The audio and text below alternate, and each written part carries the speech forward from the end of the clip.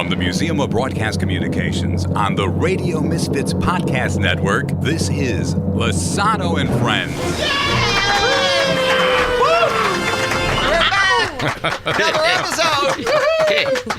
All right, and the guests are now joining us, and I'm going to have you all introduce yourself. Rob Johnson, 5, 6, and 10 o'clock anchor at CBS 2 Chicago. Where did you get that applause piped in? That was great. That's right. That's right. No, that's all in the room. Murph. My name is Robert Murphy. I'm an old DJ. I've been in Chicago radio since 1983 at a host of stations, currently at WLS. Camps.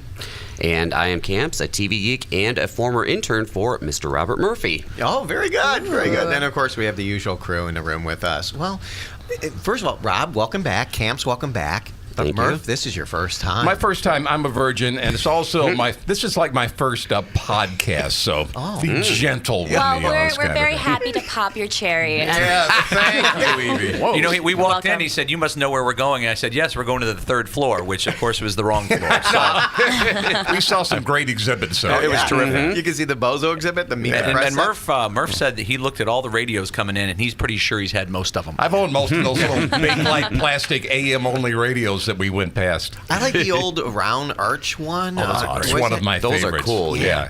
So my aunt had one forever, and she's currently in her 70s, and she just gave it to me. And I was very excited because as a child, I always used to listen to it at her house, and it's plastic. I'm like, oh, this is not real.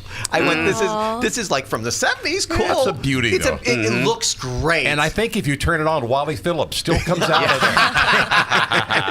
Nice. Murph, I've learned a lot because I work with you occasionally. Once in a while I Every see you. night. Yeah, and I learned something from you because I go on the interweb. If you could get stuff off the interweb now. There's right? all sorts Is of that stuff different on than the these, deep web? Yeah. 'Cause Yes, the deep or web the dark web. I mean, the dark web. These interwebs. Yeah. And there's this website called Mental Floss. Have you guys ever been to the Mental Floss? It's kind of like almost like BuzzFeed and these other ones. But Murph brought in magazines for me. They There's actually an actual still print Really? What's a magazines. magazine? Yeah, no kidding. Are there pages in there? Yes, this It's is like a that? flexible This is- book, and don't ask me what a book is. He brought this in. I'm like, what is that? He's like, it's a magazine. I'm like, no, I know that. I didn't know Mental Floss started as a magazine. I thought it was a website. I believe it started as a magazine probably 10 years ago at least, not 15 or 20 when I started subscribing. And along the way, they started using that interweb stuff. Right. And like most magazines now, they're very thin. Right. Yeah. No, this Sadly. is pretty. Oh, Look is that at this, pretty Rob. Here, Feel that let me one. see. And it's a good magazine to stimulate you mentally. Mental absolutely. floss. Yeah. Absolutely. Now that Playboy is no longer going to stimulate us. Yeah. Exactly. It teases you. It teases Every you. guy that always said he was Yep. reading it for the articles is now reading it for the articles. That's all we have left, I'm afraid. All we have left. Well, first of all, did you know the very first Playboy magazine, when it came out, did not have a date on the issue? There was no date, but there's a reason why. Because they didn't know if there was going to be a second issue. Had no clue. Well, that worked out for him. Yeah. I hear that old guy did well. Yeah, he did. Hey, I got a quick Playboy story. I know this is sort of free flowing. Yeah. Many years ago, we were my family and I lived in Brussels, Belgium. We were traveling in Florence, Italy, and we were staying in a hotel. And my younger brother and I found a Playboy under my dad's bed at the hotel we're staying at. And we're like, All Dad, dads put them there thinking we wouldn't find them. Dad, did you? Dad, is this your Playboy? And he's like, yeah, but I read it for the articles. And then my brother and I are like, but it's in Italian. So he was busted. Well, the CEO of Playboy, Scott Flanders, says that battle has been fought and won. You're now one click away from every sex act imaginable for free. He goes, so it's all passé now. They're no longer going to have nudity starting next year in Playboy. They're still going to consider maybe having a centerfold, and definitely they're going to have a Playmate of the Month, which will be PG-13.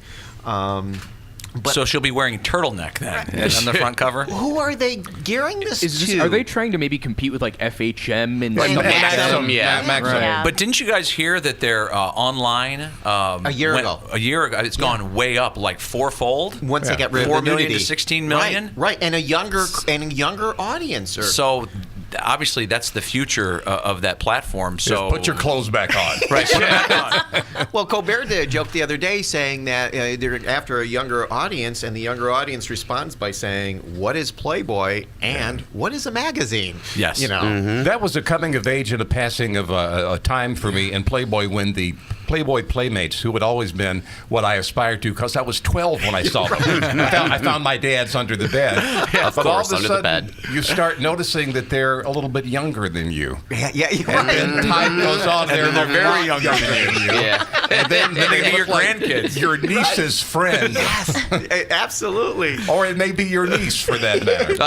According to AAM's magazine circulation figures, where they do a survey of how many subscriptions of magazines are out there, in 2014, what do you think is the most popular magazine in circulation in the U.S.? Vogue. Sports Illustrated. I'm Oh, guessing that's it's a good not one. Argosy. Camp saying I would guess like a People or something like Yeah. that. AARP. What? That makes sense. That makes total sense. It does make sense, though. They're reading yeah. us for the articles too. I love their centerfold. Yeah, thank God they don't have one. Next month, Betty White. Brad Pitt was not an AARP magazine one That's year. right. Yeah. And they made a big. Well, isn't he like 51 or something now? Yeah. They 'Cause start. yeah. I can guarantee you, they start sending them to you when you're about 49, and it really pisses everybody Right. off. I am Yeah. 44 years old, and in the Yeah. mail yesterday, I got my AARP. Oh, yeah. boy. That's People early have bird. temper I mean, you're an early tantrums. bird, Yeah. man. 44. Yeah, but I'm concerned because they addressed it to Tommy Lozano. You know, I use a lot of different names. I've not used Tommy yet, so. Well, I guess you're going to start now. Yeah, I would. You get a discount on the blue plate special. Come on, man. You can't beat that. Well, they're looking in the future for your subscription. Maybe they're looking in the future for your names, too. Oh, right. Well, maybe you know, I don't. My real name is not Tony. I just use that on the radio. Who here has a fake name, Camps? That's a high school nickname, though. So Really? it Is that where you actually got is- from? It's yes. Yeah. Last name's Campione, Yeah. so just Camps. It's easier to spell, easier to pronounce. Boom. Yeah. His real name is Weisenheimer. Get that through your German. head. That's German, right?